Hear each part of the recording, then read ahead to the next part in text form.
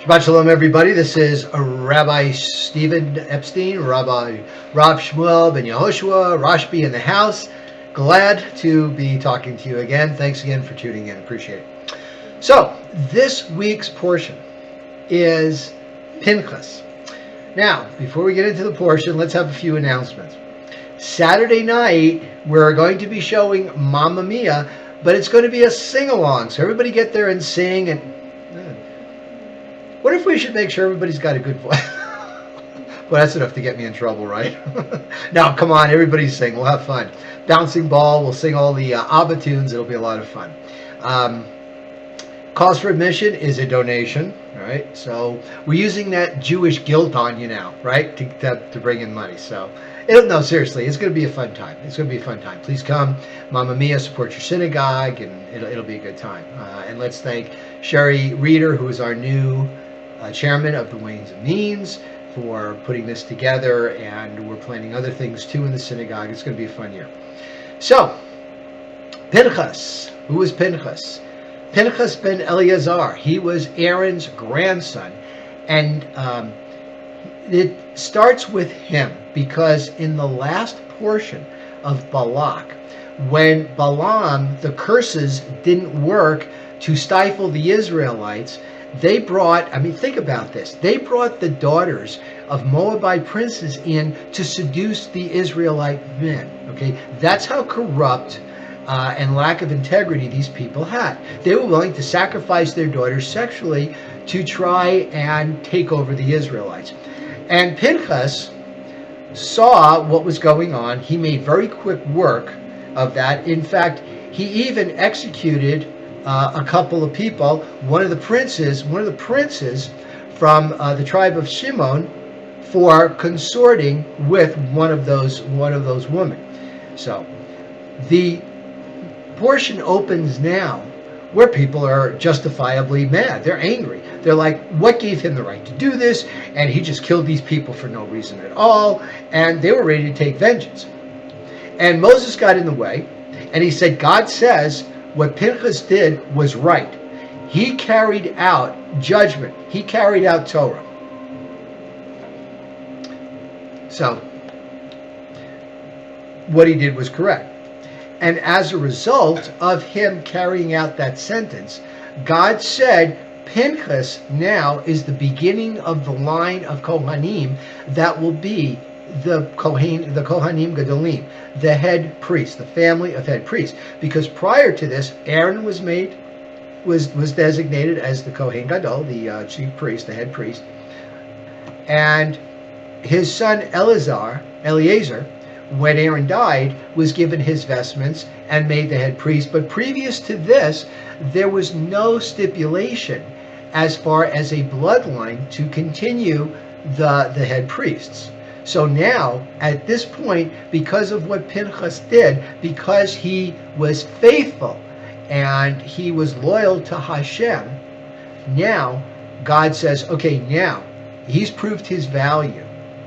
So now we're going to make him the head priest. And again, it wasn't just because, he executed judgment on these people. He did what was right. He obeyed the Torah. He had that love of God in his heart. And he knew that these people were corrupting the Israelites. And he knew that they were there to try and defeat the Israelites spiritually and emotionally, and from a moral point of view, and draw out their immorality and use that as a weakness. So isn't it interesting throughout this whole affair with Balak and Balaam that they couldn't attack the Israelites on strength or might or military prowess, so they tried to tempt them, they tried to seduce them, they tried to interfere with their morals. Now, last week, if you remember, we were talking about Satan, as being God's first prosecuting attorney, as being the being that tempts people, to do wrong. Now, I don't know the commentary, but, if I was one of the sages looking at this, or if I was studying the Kabbalah, I would say, well, there's the work of Satan. Satan is inducing these people to try and wreak havoc on the Israelites' morality. The thing about people Israel, is that we hold our morality to be sacred. Think about it. Up to this time, and I know it was 3,300 years ago, And even if you look at it today, if you look at what's going on in the political scheme today, there's a lot of xenophobia in the world. People don't want people that don't belong. Remember the movie Caddyshack? Some people just don't belong.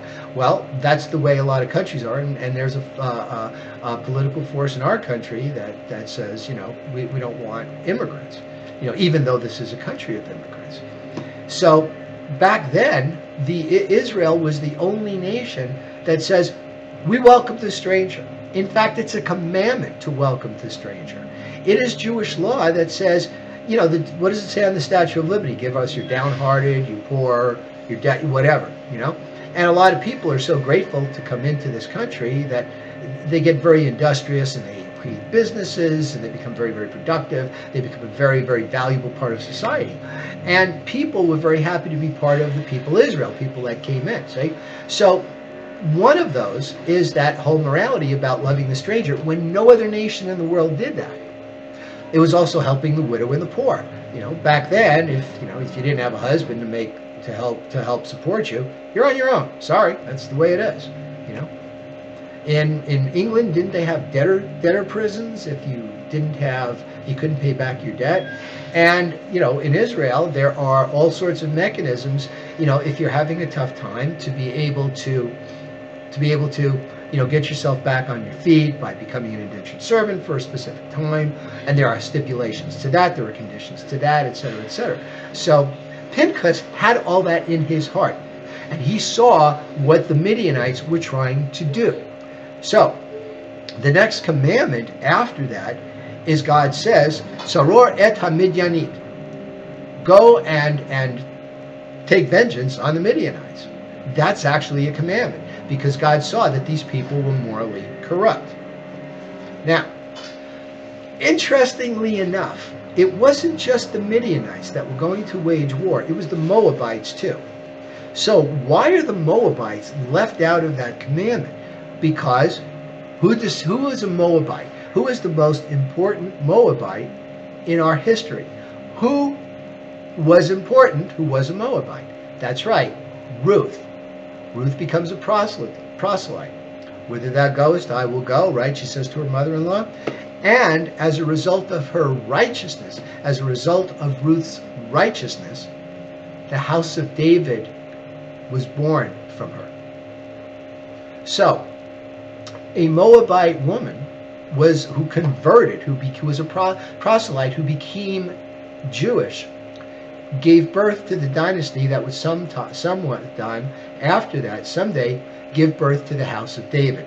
And the house of David is the lineage of the Messiah. So, that's why the Moabites are not part of this commandment. The other part of this portion is the story of Zelophehad, the daughters of Zelophehad, and I can never pronounce that name. I can say it's Zelophehad or Zelophehad. But, I've talked about this before many times, so I just wanted to skim over it. But if you remember, these 5 women were the daughter of Zelophehad, and they said that he died of his own sins. Now, what were those sins? And the reason they say that is because, remember, there was a lot of community sinning going around at this point, okay? The people were being tempted by the Midianites, by the Midianite woman, and there was also some of, the rebellion of Korach, the rebellion of Dathan.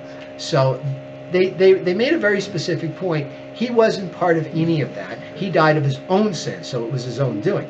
Now, if you're following the Torah up to this point, you remember a couple of portions ago that at the end of the portion, it made a point of discussing a man who was out collecting wood on the Shabbos, and the people went to Moses, and Moses went to God, and God said, execute, capital punishment. And you would think that that was probably what they were referring to. In the Talmud, one of the sages says, well, that was obviously Zelophehad. And the other sages take him to task and say, if the Torah is willing to make him anonymous, to not name him as the offender, why are you? Why are you outing him? Remember, we Israelites, we Jews, have a very strict code about gossiping, about joining in others to issue a false report, right? about not telling the truth.